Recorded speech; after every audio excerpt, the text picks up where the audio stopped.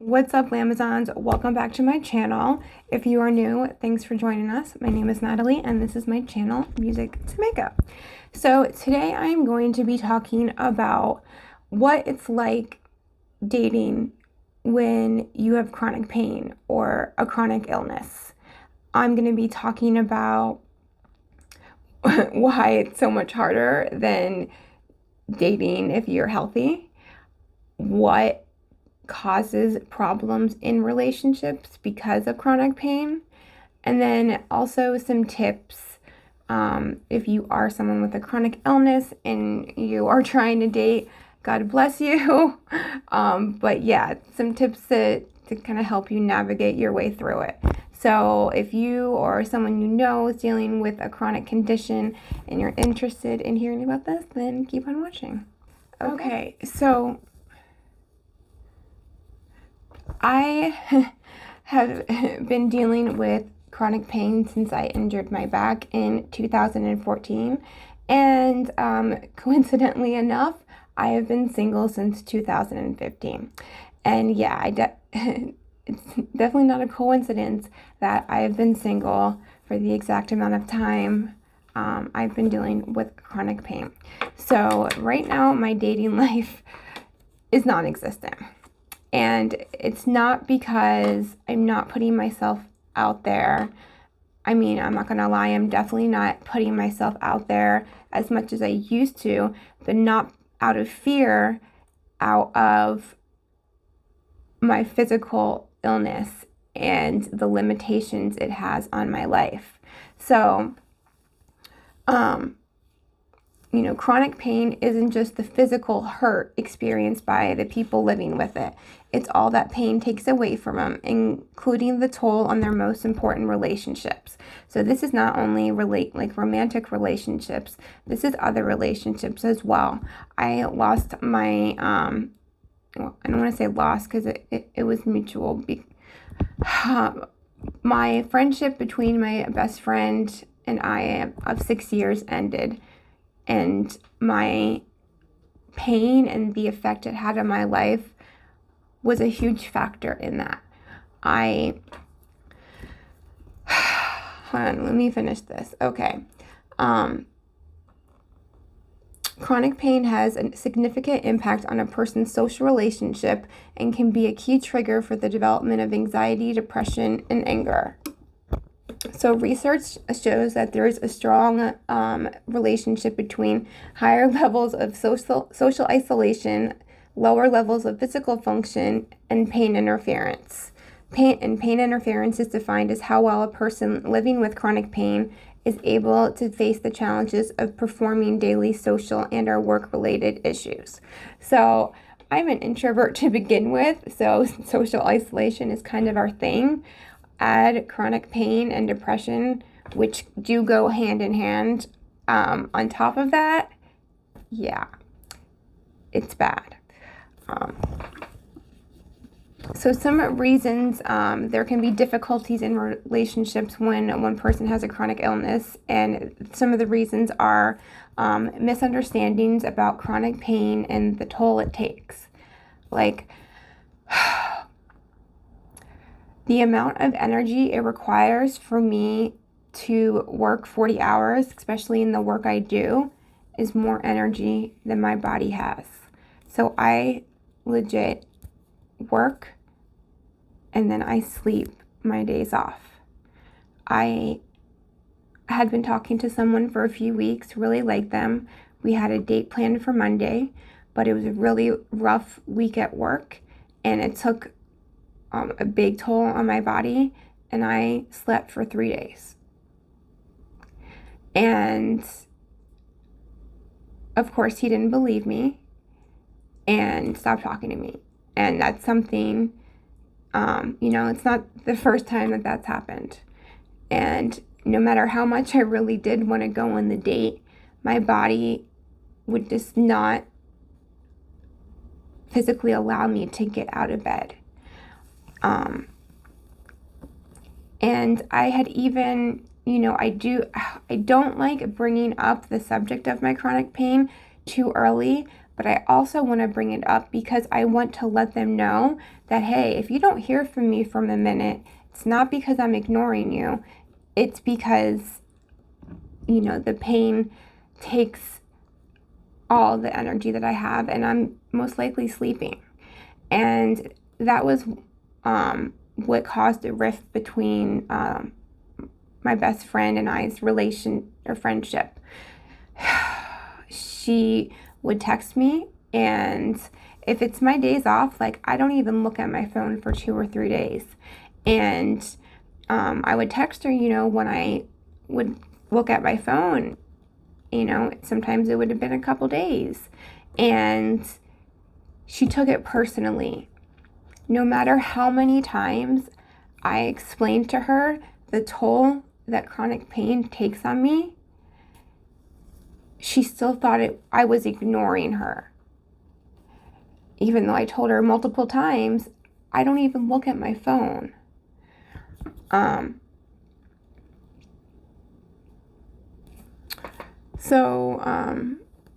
Another reason is a misunderstanding about the incurability and chronicity of pain.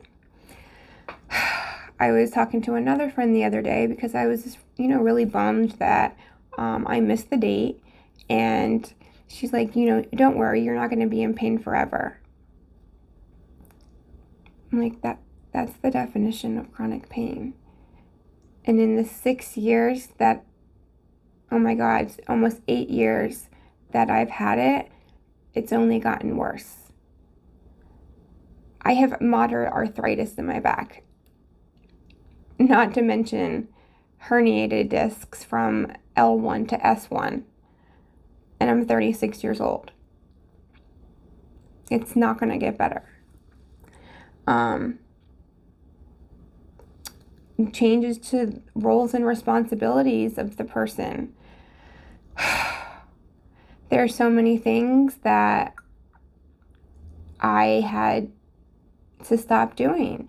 I had to mourn my old life and the things that I was able to do, and learn to accept my new life and my limitations.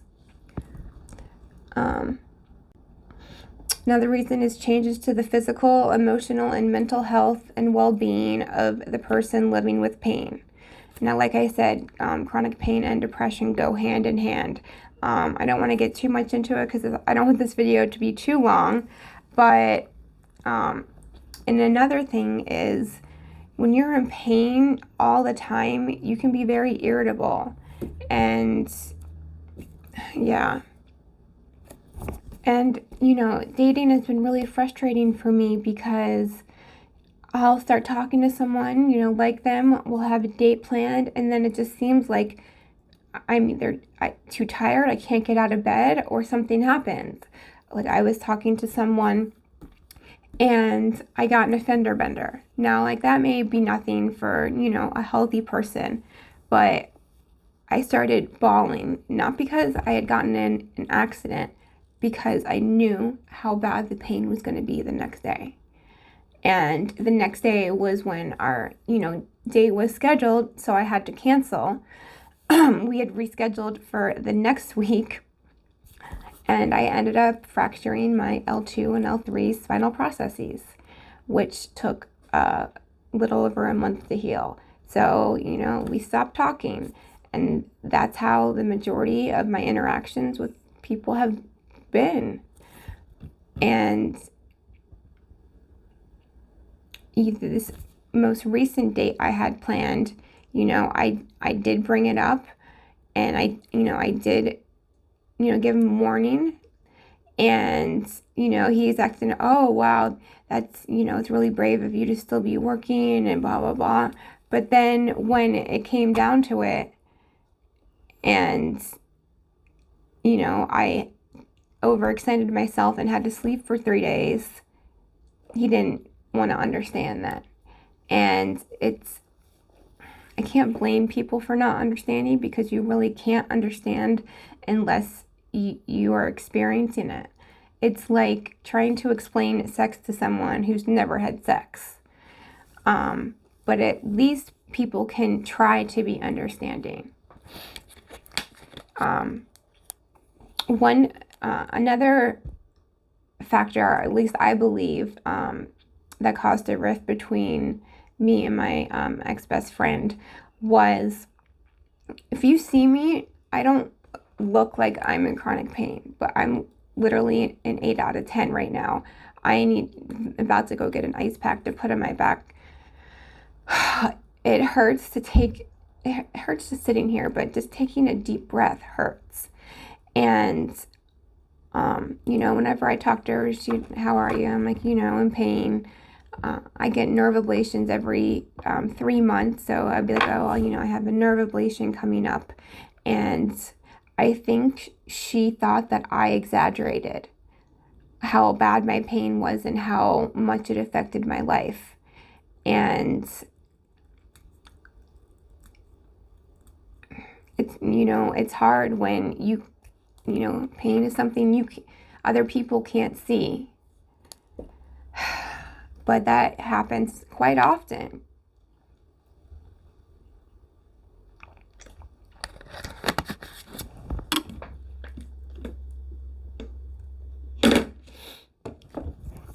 So dating, when you're dealing with a chronic condition, you really need to know what you want, because you don't have the luxury of dating like multiple, or just going on multiple dates. And because of just what I've been experiencing, with dating, I kind of came to a conclusion that at this point in my life, maybe just, casual hookup with someone is the best thing for me. And I have never, ever been one to, be able to do friends with benefits. I'm an empath. I'm a Cancer. I have so much water in my birth chart. I'm a very emotional person. And, I've just never been able to do that. But right now, I work, I sleep, and occasionally I film videos, and I don't do anything else. So even if I was able to make it to a first date, would I really be able to continue to see someone, especially a couple times a week? So, yeah, think about what would be best for you.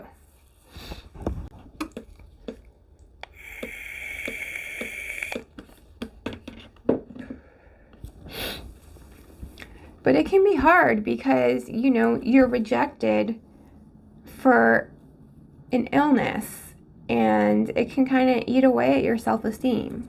Another way that chronic pain has affected my dating is I had always wanted children my entire life. But when I injured myself, I'm in pain 24/7 as it is. There's no way that I would be able to go through a pregnancy. I wouldn't be able to get my nerve ablations, and I wouldn't be able, toddlers want you to constantly pick them up, and I couldn't bear to be like, no, honey, I can't pick you up. And not having children was very hard for me to accept, but it was part of me accepting my new life. So, now that, children isn't in the future for me, possibly adoption one day, that changed what I wanted when it comes to dating. Okay, so some tips to help overcome the challenges of dating with a chronic condition is, number one, know your worth. You can't find love until you love yourself. We can often view ourselves as damaged goods or a burden. Like, why would anyone want to put up with me when they could be dating a healthy person? But once you start accepting that the illness is a part of but doesn't define you, you'll be able to maintain your self-worth. So another tip is to communicate clearly. Whether it's a sex position or laundry load, speaking up about potential pain flares can be difficult but important. So that's another thing. When I do end up telling, someone about my chronic pain, I've had that question quite often. Oh, can you still have sex? Yes, I can still have sex. Can I have sex like I used to? No. I have had to improvise, and I've had to find certain angles that aren't as painful. But yeah,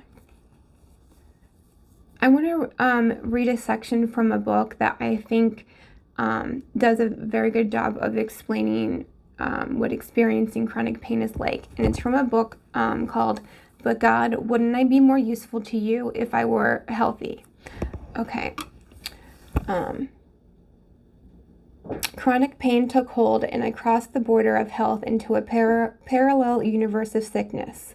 I walked into a cross-cultural world of pain and suffering that exists right next to those in good health, but follows a completely different set of customs, rules, and expectations. Even now, as I look back on my worst months and years of chronic pain, with the help of space and growth, I feel incapable of describing the physical and emotional intensity of severe chronic pain in a way that does not feel like exaggerating. I feel unable to describe the seconds that felt like hours, the flares that left me unable to leave the house for days, and the weeks where I could do nothing but lie there and pray that God would get me through. How do I describe the way pain ripped through my body and my soul? How do I describe looking normal, pretending to be normal, but feeling like I might collapse? How do I describe the way it never, not for a moment, not for a second, ended or relented?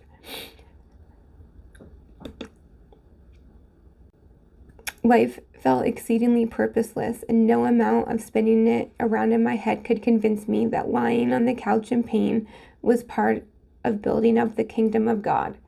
Nothing could convince me that chronic pain had anything to do with service or my desire to do God's work. Truthfully, chronic pain is exhausting. Life-sucking, hit by a truck, unable to get out of bed exhausting. The exhaustion of chronic pain is unlike the normal tiredness faced by healthy people with busy lives. The tiredness we face never goes away no matter how much we sleep or how much we rest.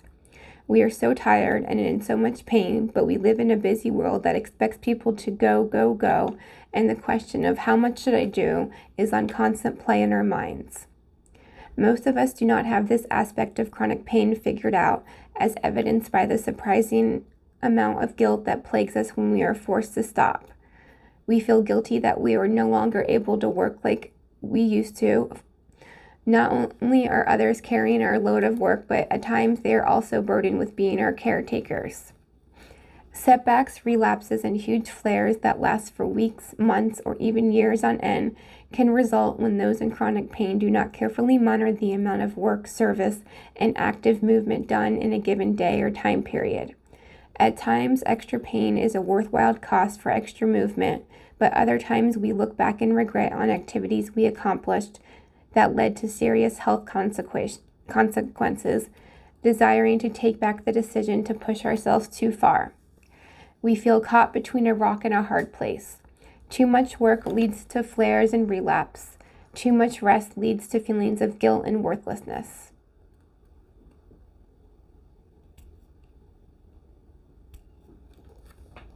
And that's so true. Like, when I can't get out of bed, I'll just be, thinking of all the things I need to do, all the things I want to do. What kind of quality of life is this? Well, I've lost a lot of friends because I had to constantly say no when they would ask me if I wanted to do something, or cancel at the last minute, because I never know how I'm going to feel, each moment of each day. So another tip is seek connection. Whether or not you find romantic love right away, what matters most is that you have a strong support system, be that in your friends, online community, support group, healthcare team, or ideally a mix of all the above. And that's what I've had to do. One thing that chronic pain has helped me with is codependency. I was very codependent when I was younger, but pain forced me to slow down and to focus on myself and just trying to take care of myself. And I know that I'm okay alone. I would like to be with someone, but, I'm okay. One thing I think I am going to start doing is maybe trying to date someone from like a chronic pain support group, or I don't know if they have chronic pain dating sites. Who knows? They might. But at least that person would be able to understand what I'm going through and, be able to be sympathetic towards it. All right, guys, I hope that this video was informational, or if you just enjoyed hearing me talk about my pathetic dating life. Yeah, I love you guys, and I will see you in my next video.